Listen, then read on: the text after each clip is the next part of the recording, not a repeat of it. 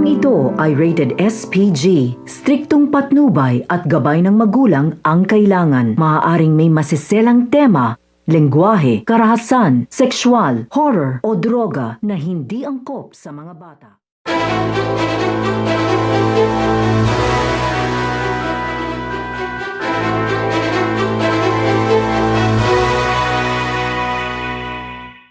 Malalagay sa panganib ang buhay nito nga si Samantha dahil hahantingin na nga siya ng pamilya ng kanyang pinakulong na ito nga si alias Tigre. Dahil ito nga kapatid nito nga ni alias Tigre ay inutusan na nga nila dito ang kanilang mga tauhan na hanapin nga ito nga daw babae na nagpakulong dito nga daw sa kanyang kuya at pananagutin nga daw niya ito. At habang nag-iimbestiga nga ito nga si Samantha dito nga sa lalaking ng gulo, dito nga sa kanilang operasyon. Dito na nga niya naalala ito ngang motor na ginamit nga daw ng lalaki dahil ito nga daw ang kailangan nga daw nilang makita dahil ito nga daw ang magtuturo dito nga daw sa lalaking ng gulo, dito nga daw sa kanilang operasyon. Kaya nga ito nga si Samantha ay gagawin nga na dito ang lahat ng kanyang makakaya upang makita na nga dito ito nga daw lalaking ng gulo dahil ito nga daw ang sasagot sa kanyang mga katanungan. At habang nag-iimbestiga nga ito nga si Samantha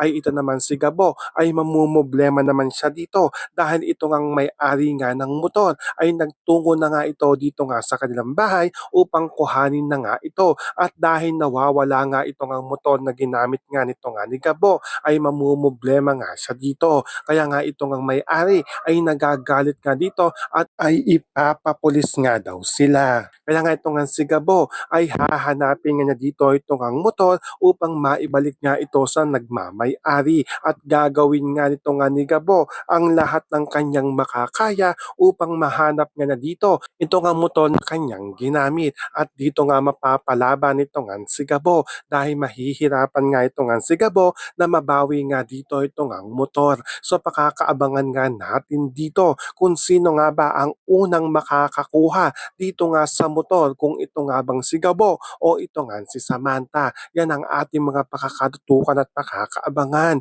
dito nga lang sa Sigabo.